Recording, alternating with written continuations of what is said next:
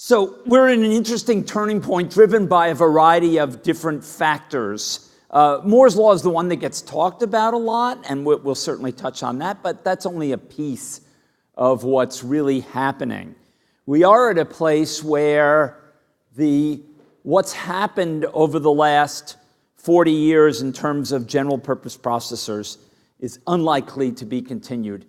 If you look back and see the dramatic progress that has occurred, let's say just with the microprocessor since its invention in the early 70s, it's 40 years of absolutely stunning progress. 1.4x improvement per year, compounded over 40 years. It's a very large number. In fact, if you look at throughput, it's a performance improvement in throughput of about 1 million times. That's absolutely phenomenal.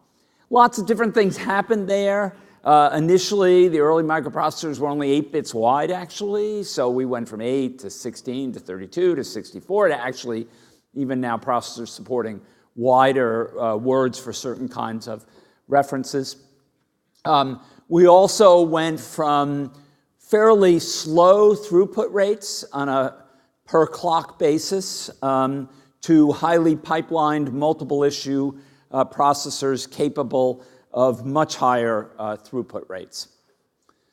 All that added up, and faster clock rates. The original microprocessors were 3 megahertz. Today we're at 4 gigahertz. That's another factor of 1,000 just there.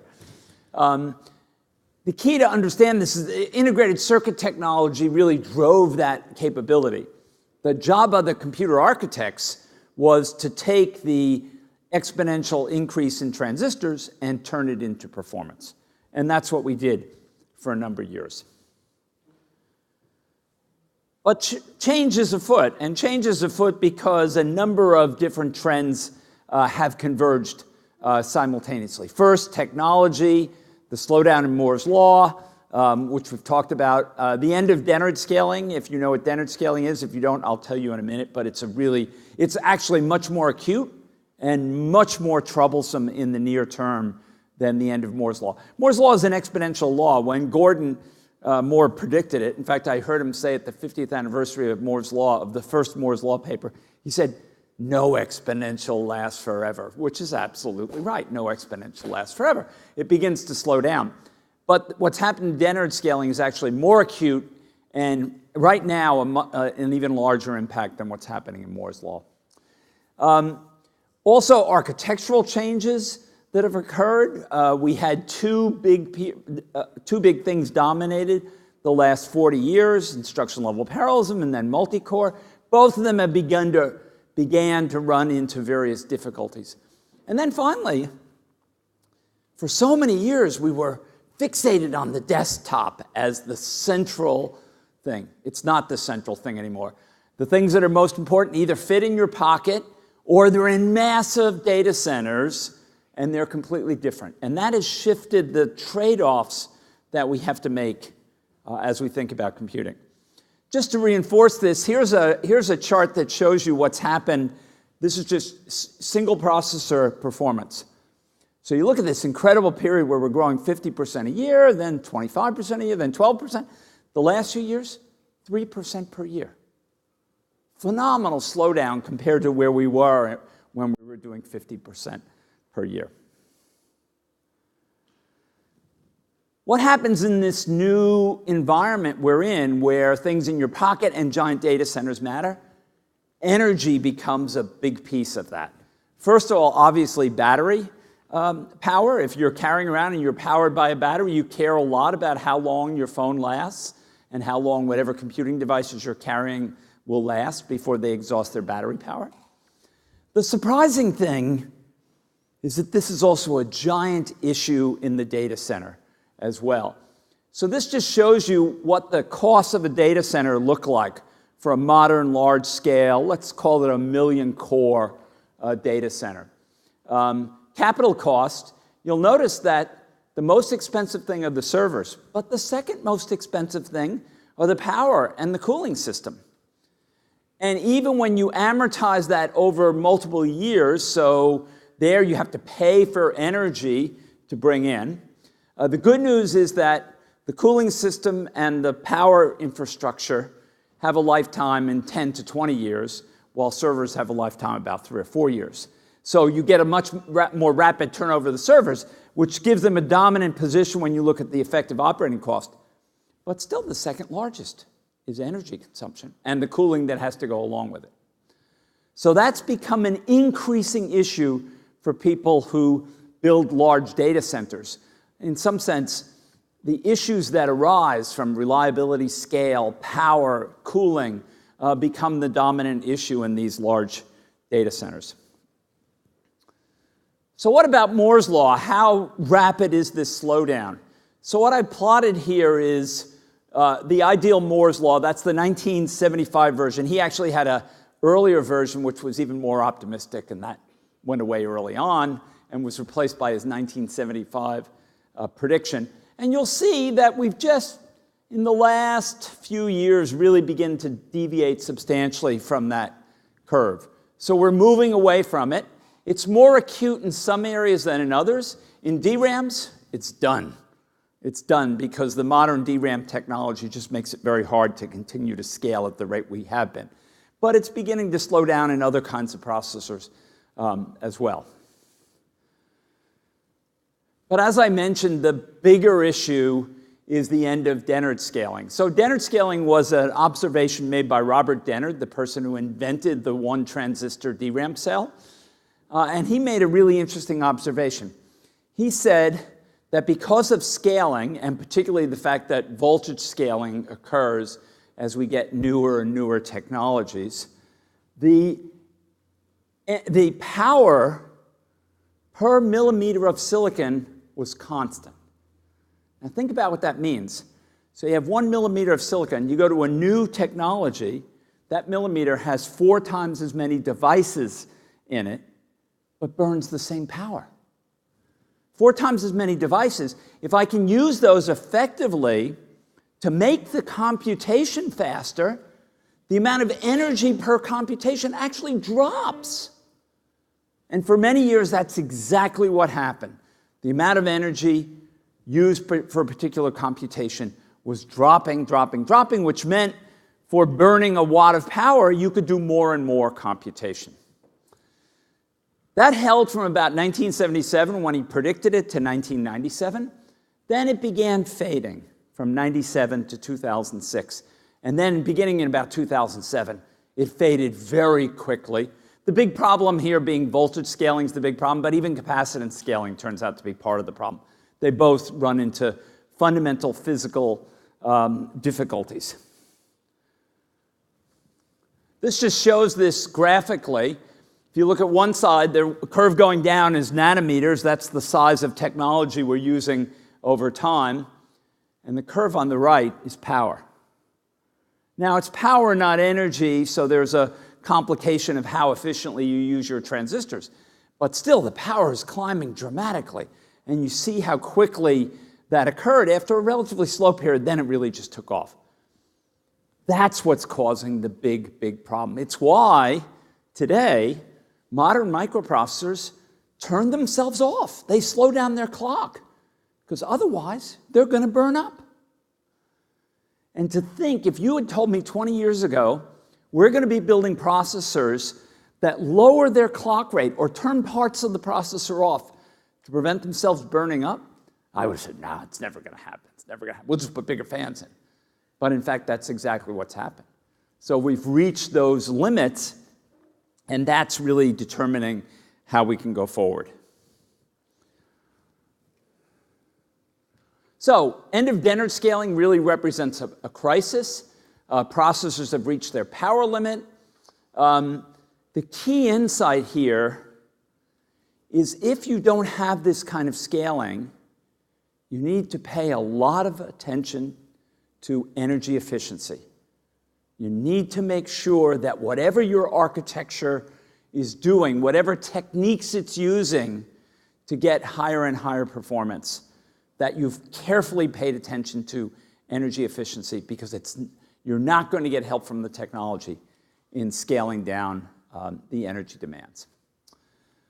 The problem is that the two techniques we use to get performance improvement, namely instruction level parallelism of various forms and multicore, as well as another important technique, caches, which is the technique we use for hiding the gap between processor speed and DRAM speeds, all are now in the land of diminishing returns.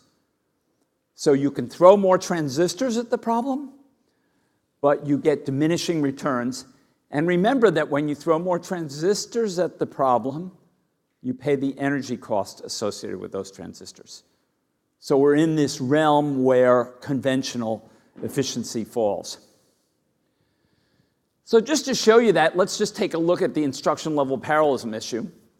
Early on in the pre-RISC days, processors, if you put aside the supercomputers but take mini computers and microprocessors and even mainframes, were using multiple instructions, multiple clocks for every single instruction. Then along came the RISC ideas. We were able to pipeline machines very efficiently. We dropped down to one instruction per clock. And then we figured out how to go multiple instructions issuing in a given clock cycle, and we could drive down to even lower numbers. And in fact, if you look at this theoretically, there's lots of instruction level parallelism. If I had a perfect oracle that could predict the behavior of the program ahead of time and knew everything about various interactions between memory references, then it turns out instructions have a lot of parallelism. I can do 100 instructions per clock cycle. That's a theoretical bound. What happens in practice? Well, what happens in practice is it's very hard to get that for one key reason. Think about a piece of code. No piece of code goes very long before it has to do a branch. Perhaps it's a loop branch, perhaps it's an if-then-else branch, but it has to do a branch. In order to find whether there's parallelism between the instructions on one side of the branch and on the other side of the branch, I have to guess which way the branch is going to go. So all modern processors speculate, they predict the branch, they guess which way it's going to go, and then they try to find parallelism. So this is easy. Imagine a loop that is really parallel. So in other words, loop iterations can overlap one another. Well, then the hardware just predicts that this loop branch is taken, boom, runs one iteration of the loop, begins running instructions from the next iteration loop, begins running the next. You can have a lot of instructions in parallel. But the key is you have to predict those branches correctly. By the way, just an aside, it turns out that this use of speculation is exactly the cause of both the Meltdown and Spectre security holes. This is exactly the cause of it. So the most important technique we invented for boosting instruction level parallelism, speculation, turns out to create big holes for security and fairly wide, fast rates of leakage of data from kernels and other users across the protection boundary. So that problem is still getting fixed. By the way, I should point out that I, like most computer architects, never saw this coming. And the techniques that are exploited by Spectre and Meltdown have been in processors for more than 20 years. And we didn't even realize that there was this security hole in it. So, why is this speculation so hard? Well, down at the bottom here, I've indicated how good your branch prediction has to be. So suppose you want to have 15 instructions overlapped in flight at once. That means you've got to predict roughly 4 branches. To get them 94% correct, you have to have a 98.7% correct prediction rate. But suppose you're a processor like an Intel i7. An i7 can have 60 instructions operating in some parallel form, what we call in-flight. 60. 4 instructions per clock, 15 deep pipeline. Can have 60 instructions in flight. In order to get a branch prediction rate for those 15 branches, which is roughly what you find in those 60 instructions, that's 90%. You need to be 99% accurate in predicting your branches. That's very hard to do for any real dynamic program. So indeed, if you look at what happens while the theoretical cycles per instruction, in other words, is 0.25. In other words, theoretically, the machine can do 4 instructions on every clock cycle. In reality, it gets nowhere near that. Its performance is much lower than its potential throughput, right? This is the efficiency argument. Yes, you could do that. You've built the hardware capable of doing 4 instructions every clock, but in reality, you end up doing considerably less. And one reason for that is that you end up wasting a lot of work.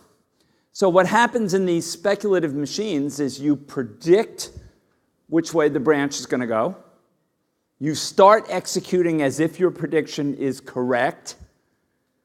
And if it's wrong, you have to throw out all that work you did on those instructions and go restart on the correct path. So one of the things you observe in these machines is that a lot of work gets done that's wasted. It just gets thrown out because the branch prediction is wrong at some point. Guess what? Those instructions that you executed, that wasted work, guess what they did? They burned power. They burned power that was all useless power, right? In fact, it's worse than that. Not only do you have to throw out all the work you did there, but you've got to clean up some things to get back to where you should be. So what happens is we've developed a technique which, if energy were free, would be great, but it's not. So you've got to pay attention to this energy efficiency dilemma that you run into.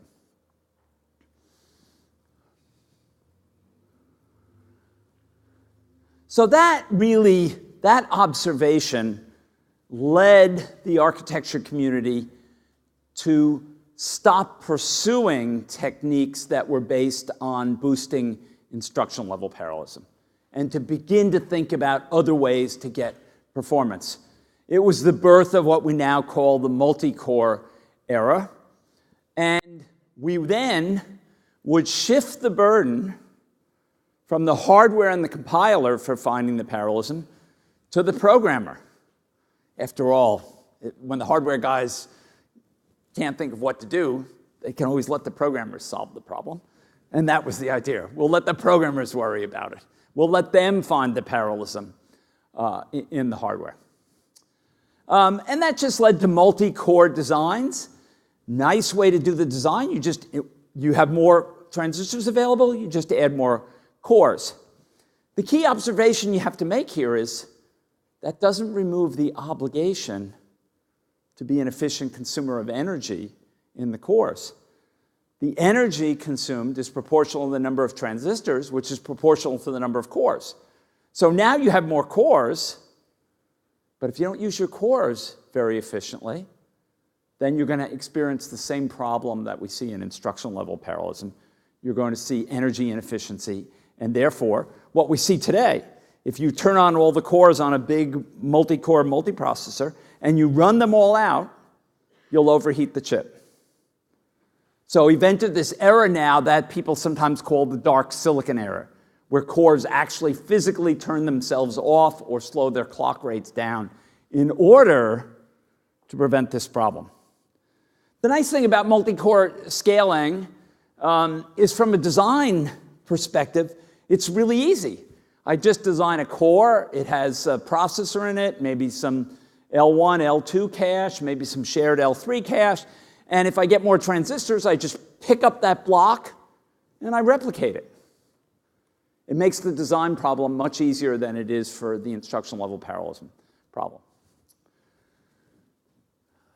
Unfortunately, some old problems are still around. It's amazing that Gene Amdahl wrote his paper in the 1960s about Amdahl's law, pointing out that even small amounts of sequential behavior would limit performance throughput. And the fascinating thing is to see a whole set of papers over the last 5 to 10 years looking at data center workloads and discovering that even in data center workloads, which were highly parallel, serving many, many users, there were still portions of the code that ended up requiring serialization, often because of synchronization around kernel functions or other things. So this just gives you an idea of what happens. Standard AMDAHL'S law plot, if 1%, you can get a speed up that is limited to about 40 processors with a total of 64, et cetera, et cetera. But what about the energy issue? What about power consumption? Well, today, the end of DENNARD scaling means that some of those cores are going to be off. So for today, for example, if you assume a 22 nanometer process, an Intel E7 8890, which is the largest multi-core you can buy, it's a 24 core, 2.2 gigahertz. So its limitation is the thermal dissipation power. It burns 165 watts. Remember, it's burning 165 watts in a little piece of silicon about this big and flat. So that power has to be removed.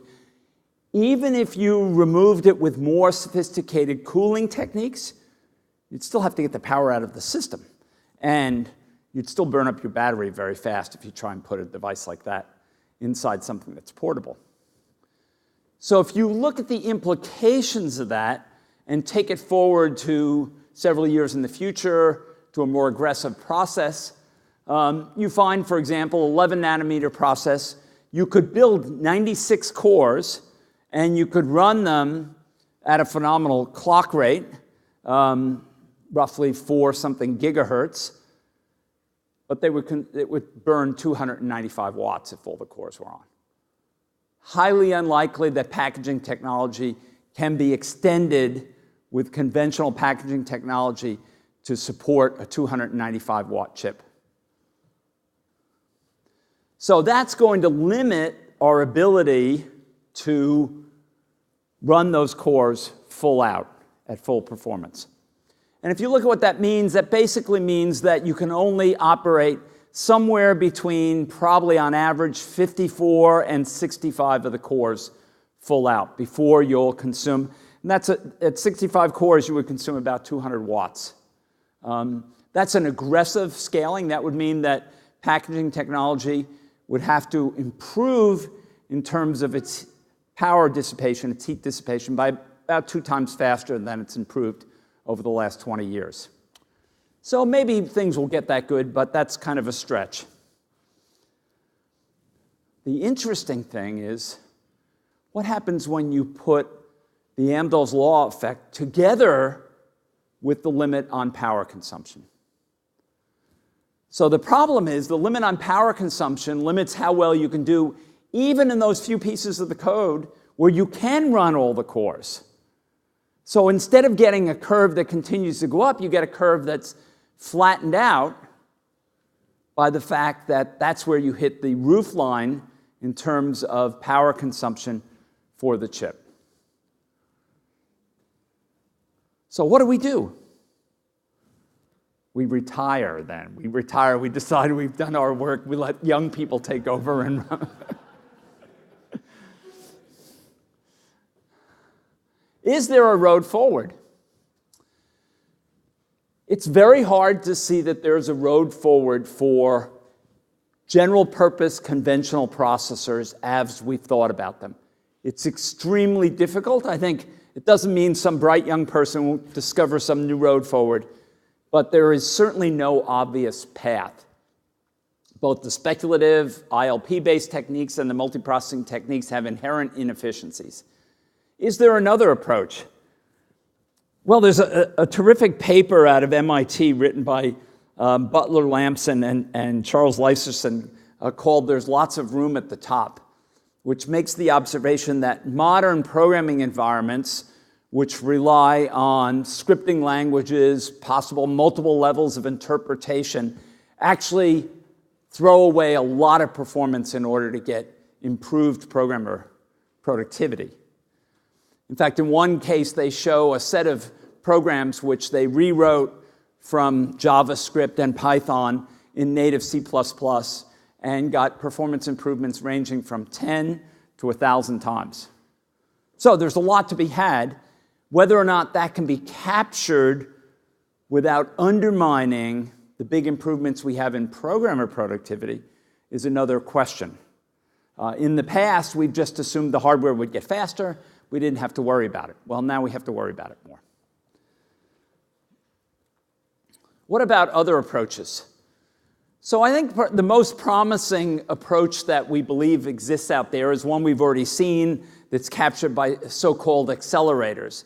It's rather than try to build general-purpose processors, build processors which are very efficient for a set of domains, not perhaps one application, the way you think of, let's say, the chip that's in your cell phone that communicates with the cellular network, right? It's designed to really do one thing. But imagine a chip like a graphics processor or like a TensorFlow processor that can do a range of different applications from a given domain. The good news is, with the rise of deep neural networks and lots of virtual reality and augmented reality kinds of applications, the demand for certain kinds of computation is growing dramatically. If we could boost those computations, we'd have an interesting approach. Why might this work? So the first thing is stand back, no silver bullets. Nothing is for free here. You have to be able to articulate what the underlying advantage is that such an approach would have. So the first is it has more effective use of parallelism. And it comes from two different methods. First, we go from VLIW, from SIMD, single instruction, multiple data, which is what these machines typically use, from multiple instruction, multiple data. So a way to think about this is, in a multi-core, I've got 24 cores. Each of them is executing its own instruction stream. They're doing all the work of fetching those instructions, decoding them, and executing them. In a single instruction, multiple data machine, if I can do 24 things at once and only fetch one instruction, I can save a lot of energy doing the decoding of that instruction and implementing the instruction. We also move from speculative out of order, which is what the modern microprocessors all use, to a VLIW structure. That is a structure which has multiple operations within a single instruction and is more efficient. So that's the first. We get efficiency from that, how we do parallelism. Secondly, we get efficiency from user-controlled memories rather than caches. Caches are great. They're a really terrific tool, but they have some inherent inefficiency. If we can capture from the programmer enough information about how the memory accesses are structured that we can use a local memory rather than a cache, we can get a significant improvement in how efficient the memory works. And that's indeed what happens if you look inside a graphics processor, for example. It makes use of local memories rather than caches as the way to get that efficiency up. Third, we eliminate unneeded accuracy. Modern processors make use of 32-bit and 64-bit integers, 32 and 64-bit floating point. It turns out for a lot of these computations, you don't need anywhere near that. You need 8 to 16 bits. So by reducing the efficiency, the accuracy, we can gain significant efficiency in terms of how we implement it. So all those things add up to possibly give us some significant advantages. You have to think about a different programming model. The other thing that happens in this world is we're not going to program these machines the same way we've programmed them in the past. If you think about what has to happen, you've got to be able to capture domain-specific knowledge about how the programs are structured, how the application is structured, to map it to the hardware. One of the great observations about the RISC era is we simply observed that people were not going to program in assembly language anymore. Therefore, the right way to build an architecture was to build a target for modern compiler technology. Now, modern compiler technology uses relatively simple instructions, likes to use registers well and allocate them well. When we move into this domain-specific era, all of a sudden we want to be talking about much larger objects we're operating on. We're operating on vectors or arrays, matrices. We're doing lots of things in parallel, and we're changing the way we access memory. So we need to have a new representation, a new API for the architecture that we'll program to. This is not a new problem. This is this great quote by David Cook. In building the ILIAC 4, which was one of the first single instruction multiple data machines built, there were a lot of hardware architects working on it, and there was one software architect, a young faculty member by the name of David Cook. One software architect, a lot of hardware architects. Well, you can guess what happened. They built a piece of hardware that nobody could figure out how to use. So what has to happen in this era is we have to have a collaboration between software people, going all the way up to the level of people who understand the application level structure and performance, and architects who can design machines, who can design processors that will match against these new domains.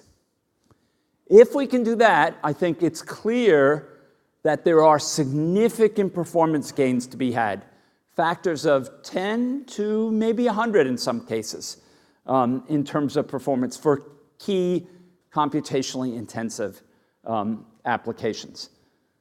I think if we can do that and capture that advantage, that can give us a bridge as we try to move from silicon to whatever technology comes after silicon, whether it's quantum or carbon nanotube or some other next generation technology.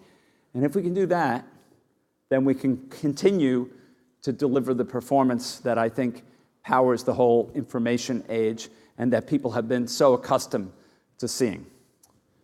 So let me stop there, and if I didn't go too long, we have time for a few questions. Okay. Thanks, Steve.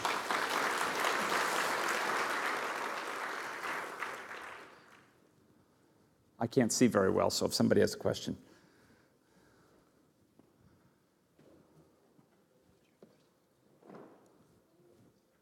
Okay, oh, over here. I'd seen a few years ago some rumblings around the idea of memristors instead of transistors. Could you talk about any of the research that happened Sure. there? I haven't followed. Sure. There are a number of other alternative technologies out there. Memristor is one. The one that's probably closest in is an alternative memory technology, phase change. It's what's behind the technology that Micron and Intel are working on jointly. It provides an alternative memory technology just in time because DRAM is losing power. So DRAM is losing its opportunities simply because of the way it gets designed. I've got a great picture here that shows you what's wrong with DRAMs if it's not gone. It's on the next slide.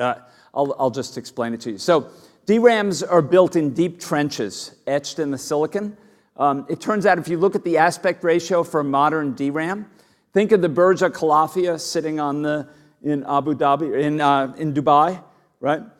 A modern DRAM, the aspect ratio of the trench that it's in is a factor of 25. The Burj Khalifa is a factor of 6. So you're building essentially the deepest, narrowest structure anywhere on Earth when you build a DRAM. And that's why DRAMs are running out of power. So this phase change material offers an interesting bridge. It has a property that its read times are essentially very close to DRAM read times, and its write times are only a factor of 2 to 3 to 4 times worse, as opposed to flash, where the write times are more like 25 to 50 times worse. So it could be a particular bridge technology to get over that. Which of these technologies will emerge as a good switching technology? That's a much harder question to answer, which I think lots of people are doing experiments. And probably what will determine what works is which of these technologies both has a ramp to get there relatively quickly, but also has long-term scalability. Because if you think what happened in the integrated circuit industry, we didn't just get a technology that was interesting in the beginning. It was better than the alternatives, but it had a 50-year lifetime ahead of it. And that's the key, is to find technology that has that.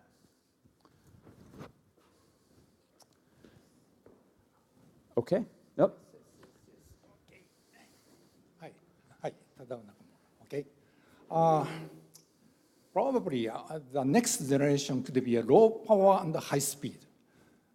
There is a contradiction between the two. But it happens, I'm a steering committee chair of cool chips sponsored by IEEE Computer Society, okay? And basically, thinking of DDR, DRAM, that could be, seems to be very fine, but there is a latency in case of DDR.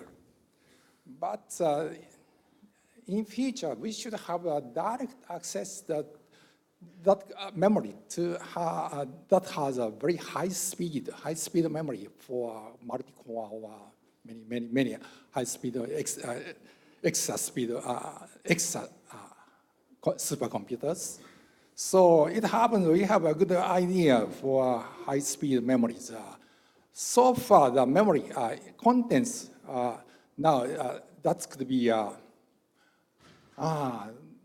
only memorized in the memory chips, but ours would be pipelining fashion in the memory devices itself. So probably we have a good results to increase the speed. And later on, if any, we discuss again. Okay. Well, but anyhow, your talk today will be very fine to me, to all of the audience, maybe.